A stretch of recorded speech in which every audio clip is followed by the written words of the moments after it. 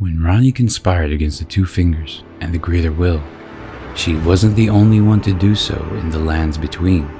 Her brother Rykard knew of her intentions and shared her sentiment. They would make a pact.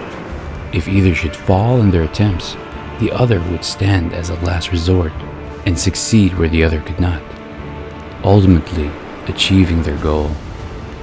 But what if, originally, there was supposed to be another one who was in cahoots, a third sibling who was let in on the plan, and regrettably for them, he would not agree, and in fact, go against their very plan. That brother was Star Scourge Radahn. Hi, welcome to the Game Den. My name is Moody, and come take a journey with me as I lay out my case, using what we know in the game, and of course, you can't have a lore video without a dash of speculation, ultimately to prove that in some shape or form, an alliance was attempted and possibly made. This is how Radahn knew about Ranni's plans.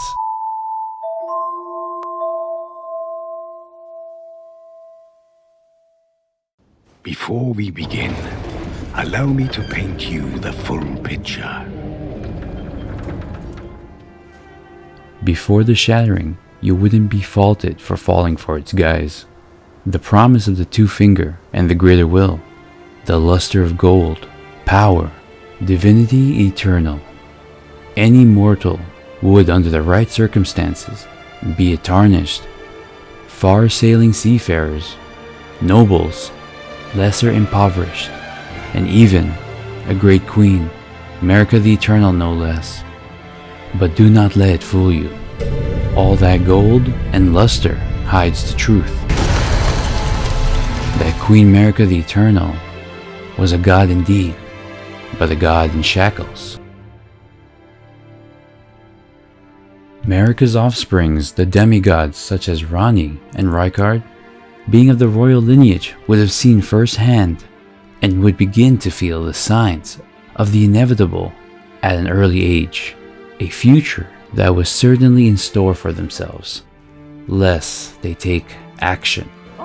For Ranni and fans alike, an example that most painfully illustrates the cruelty would be the fate of Ranni's half-brother, Blide. Blide the half-wolf was a loyal warrior, a vassal, and wanted nothing more but the best for his beloved sister, Ranni.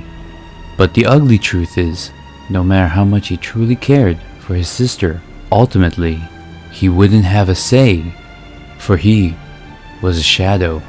I could never intend harm to Lady Ranni. I'm part of a being, a very shadow. Crafted to serve the Empyrean, such as Ranni, under the will of the Two Fingers, as a faithful follower, incapable of treachery, unless the Empyrean were to resist the Greater Will. That loyal shadow, separate from his own will, would turn into a savage mad beast and kill its Empyrean. I am no bringer of bale. I am Ranni's shadow, and it's for her that I fight, whatever any of you might call me. No. I'm part of her very being. I could never betray her, no matter what might happen. Ranni, she needs me.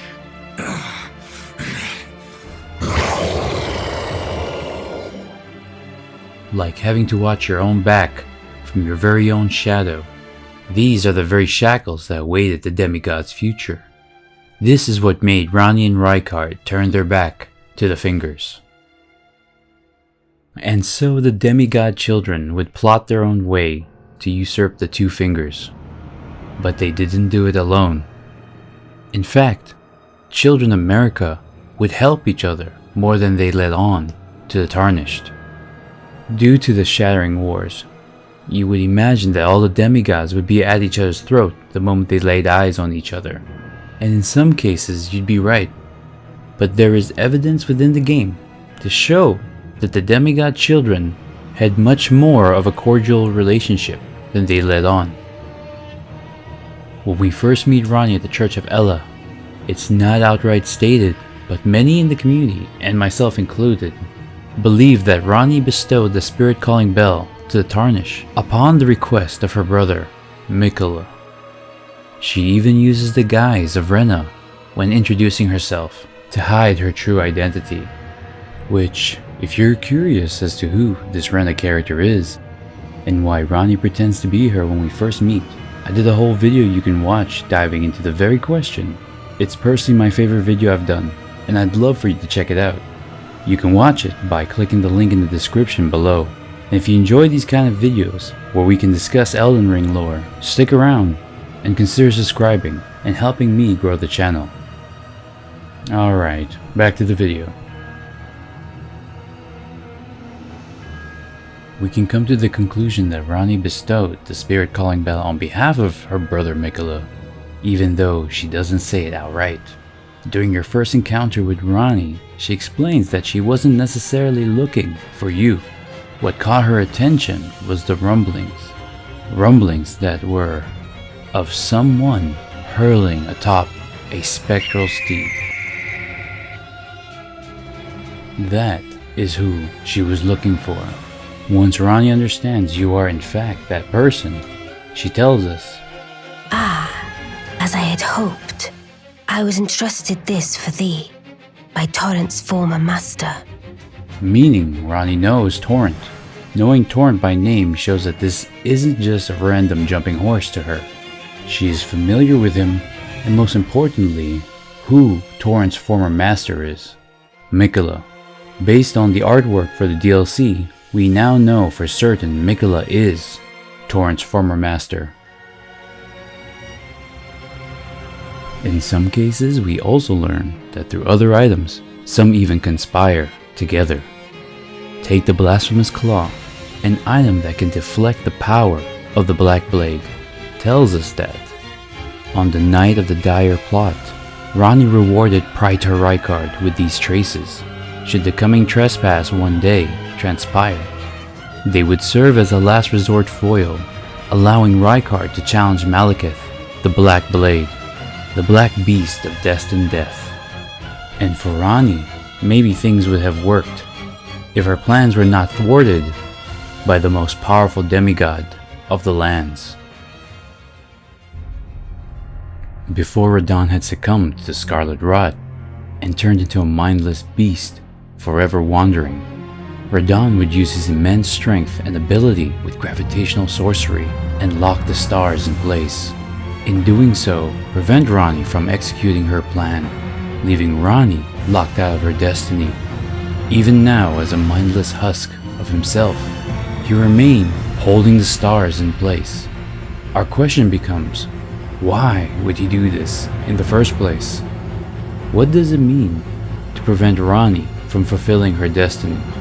Well, if the stars weren't held back, they would make contact in the lands between, right here, allowing Ranni access to Nokron, the eternal city that dwells beneath the surface, and access to the hidden treasure, the Fingerslayer Blade. With this, she could sever her ties completely from the two fingers and finally commence her plan. If you've played the DLC, you know that this isn't Radahn's only rodeo disagreeing with his family members. Where all the demigods wanted to escape the two fingers, Radahn embraced it. He loved his heritage and wanted to live the life of a true warrior, like in the olden days. Warrior like Horlu. He believed that time to be the golden age, and if he had his way, Radahn would keep it that way forever. So naturally, he would stop someone like Ranni or Miquella from proceeding with their plans. But then the real question becomes, how did Radahn know to halt the stars? I believe that Radahn was only able to do so because Ranni had told him of her intentions. We may never know to what extent, but it's possible that Ranni may have approached her brother Radahn. Ranni is willing to work with her siblings, so the thought of doing the same with her younger brother isn't far-fetched. And thanks to the DLC, we know Radahn isn't against the idea either. Bear with me now, as I am entering into speculation territory. And this is what I'd like to imagine transpired. But trust me, it's a pretty cool idea that ties everything up in a nice bow. The reason Radahn knew to halt the falling stars is because Ranni asked him to call forth the stars in the first place. The idea of Radahn summoning a falling star is very plausible, and a falling star that so happens to grant access to the one thing Ranni needs to achieve her goal, it feels very orchestrated in my opinion. It would explain why Radahn knew of this pivotal event, and just like Mikola, he originally agreed, but eventually would change his mind. Instead of helping Ranni, Radahn now chooses to oppose her very destiny and hold the stars forever, placing us now in the present where a scarlet-rotted Radahn still halts the stars, and Ranni awaits a champion who will one day prevail at the Radahn festival. But the fact that till this day Radahn, as a mindless husk of himself, still holds the stars back states without a doubt that Radahn did know of Ranni's plans. And here's why. For all intent and purposes, the great man known as Radahn is no more. Just a wandering corpse, waiting to be put down. The Scarlet Rot may have taken his mind and facility, but what is amazing and noteworthy of Radahn, where the Scarlet Rot usually marks the end of its victims, it could not be said for Radahn. As if the legends of the warrior weren't spectacular enough, add to the list that the Scarlet Rot could not finish the job when facing our hero. Even more so, it could not rot away the fiber of his character. Even after his mind is gone, Radahn's body fought with grace, skill, as though he had not even had a cold. Now he gathers the corpses of former friends and foes alike, gorging on them like a dog. Yet never does he ever attempt to eat his horse. Even as a zombie, he refuses to break his bond, to remove the gravitational spell that prevents him from crushing his old friend Leonor, just like he did when he had his wits about him. Radahn continues to use the spell, so he can still ride his trusty steed even when he has severely outgrown him. These things are at the core of Radahn's being. They are in a way the very fiber that makes him. Something the Scarlet Rot could never destroy. Why? Well, because he is Radahn, the mightiest demigod of them all. These actions are the essence of his character, something he does, even without his mind, which must mean holding the stars back must mean everything to him. It must represent some core aspect to who Radahn truly is, because if it meant nothing to him, he wouldn't still be doing it. So we have reason to believe it stands equal to fighting and caring for his horse. Radahn knew giving Ranni access to Nightreign, the Eternal City, would lead to one thing, and that one thing, as long as Radahn was around, he would never allow to happen. The end of an era, the end of everything Radahn stood for and loved.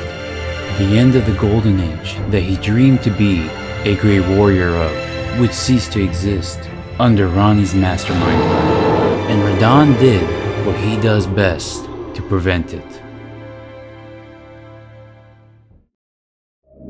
Thank you so much for sticking around, and if you want more videos like this, please consider liking the video and subscribing to help the channel grow. I'm fairly new, but I have some other videos you can check out.